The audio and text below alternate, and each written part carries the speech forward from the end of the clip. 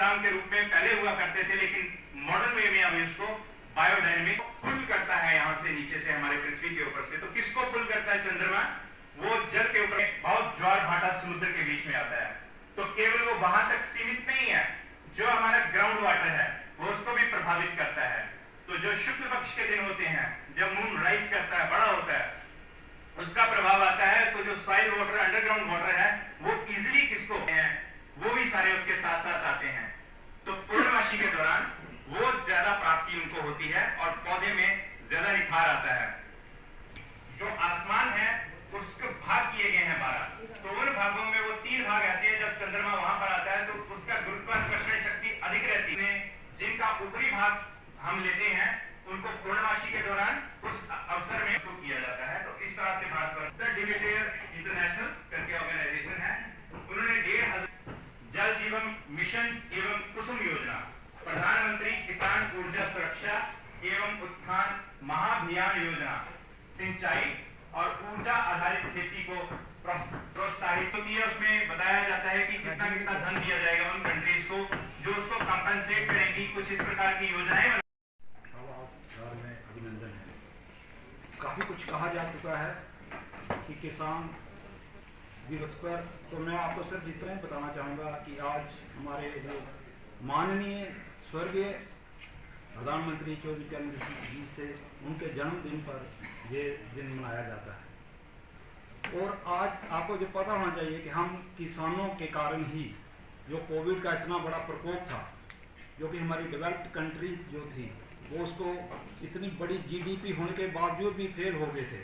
जो हमारी पहली जो 4-5 कंट्रीज़ थी जो कि अपने आप को बड़े, अब मैं क्या लफ्ज़ बोलूँ कि उनकी जीडीपी इतनी थी कि वो विकसित देशों में नहीं, विकासशील देशों में थे, डेवलप्ड कंट्री थी, उनकी इकॉनमी फेल हो गई थी। और हमारे जो किसान भाई थे जिनकी कारण हम कोविड में, हमारा कोई भी ऐसा आदमी जो कि भूख के कारण नहीं मरा होगा जितने कि बाकी डेवलप्ड कंट्रीज़ में ये चीज़ हुई थी। मैं इस मौके पर जो हमारे किसान भाई आए हैं, आप सबको मुबारकबाद देता हूँ कि आप लोगों के कारण आज हम एक हमारी जो जीडीपी है वो 4थे से 5वें नंबर पर है।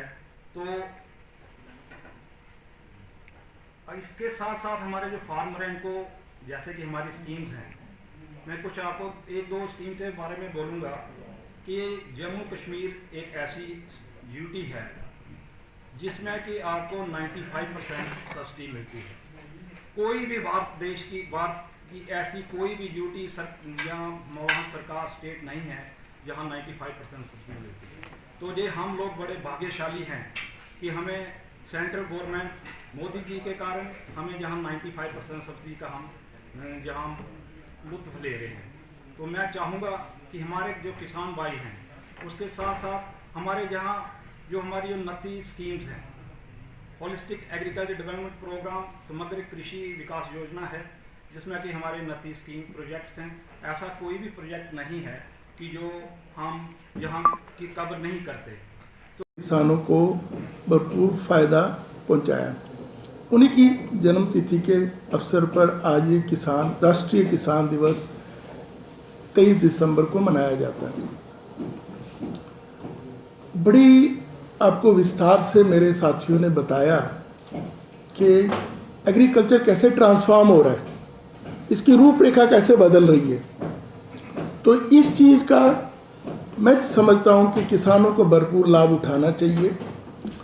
डिफरेंट मुद्दों पे बात हुई, जैसे कार्बन क्रेडिट पे बात हुई। अब आप सबको शायद समझ ना आया हो कि कार्बन क्रेडिट क्या होता है। जैसे कहा गया को जो विकासशील देश हैं या विकसित देश हैं वो इंडस्ट्रियलाइजेशन की वजह से हमारे वातावरण में कार्बन की एमिशन बहुत ज़्यादा करते हैं, ज़रूरत से ज़्यादा करते हैं। तो इसलिए जो इंटरनेशनल लेवल पे ऑर्गेनाइजेशनें हैं, जैसे वर्ल्ड ट्रेड ऑर्गेनाइजेशन है, इस तरह की और दीगर ऑर्गेनाइजेशन हैं, वो उनको कहती हैं कि आपने इधर एनवायरनमेंट में इतना कार्बन छोड़ा है तो इसके लिए आप हमें मुआवजा दो। और मुआवजा उनसे लेके देना किसको है कि जो किसान ज़्यादा से ज़्यादा कार्बन को एब्जॉर्ब करते हैं हमने पौधों के ज़रिए, जिसको सिक्वेस्ट्रेशन लफ्ज़ यूज़ किया गया। तो एक हमने भी जम्मू में प्रयास किया हुआ है एक मॉडल, जो कि मुझे लगता है अगर कामयाब हो गया, आरएसपुरा के हमने क्लस्टर बना के तकरीबन 100 किसानों का हमने उनकी डिटेल भेजी हुई है कि ये हमारे लोग हैं जो ऑर्गेनिक बासमती लगाते हैं और इतने % कार्बन ये वातावरण से एब्जॉर्ब करते हैं, क्योंकि आपको पता है कि जो पौधा है वो कार्बन लेता है और ऑक्सीजन छोड़ता है। तो अगर वो हम कामयाब हो जाते हैं, एक ट्रायल पे हमने किया है, तो आपको बिना कुछ लागत लगाए घर बैठे जितना आपका खेत होगा और जितने आपने कितने % वो रिमोट सेंसिंग से वो देख लेंगे, उसके हिसाब से आपको मुआवजा मिलेगा। यानी कि तो हम उस पर भी काम कर रहे हैं। तो इससे आप अंदाज़ा लगा सकते हैं कि महकमा कितना सीरियस है आप लोगों के लिए कि किसी न किसी तरीके से आपको फ़ायदा पहुँचाया जाए। जहाँ तक बीजों की बात चली, ठीक कहा गया, पहले जब हम आज़ाद हुए 35 करोड़ आबादी के लिए भी हमारे पास भरपूर पेट भरने के लिए अनाज नहीं था, तो हम बाहर के देशों में जाते थे, उनसे मांग के लाते थे। फिर आहिस्ता आहिस्ता हमारे जो साइंसदानों ने, स्वामीनाथन जी का नाम लिया गया, मिड 60s में ग्रीन रेवोल्यूशन लाई गई, जहाँ हाई यील्डिंग वैरायटीज़ मंगाई गई।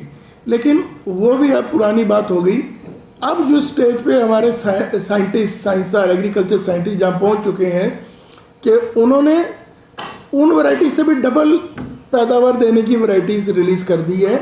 और इसके साथ ही वो वैरायटियों में डिजीज रेजिस्टेंस भी है कि आपको उन वैरायटीज़ को बीमारियां नहीं लगेंगी। बीमारी नहीं लगेगी तो लाजमी आपको दवाइयाँ नहीं डालनी पड़ेगी, जहरीली दवाइयाँ नहीं डालनी, क्योंकि वो भी आजकल एक बड़ा बड़ा कंसर्न है कि भाई हम पॉइजन बहुत खा रहे हैं। तो जब बीमारी नहीं लगेगी तो दवाई डालने की ज़रूरत ही नहीं पड़ेगी।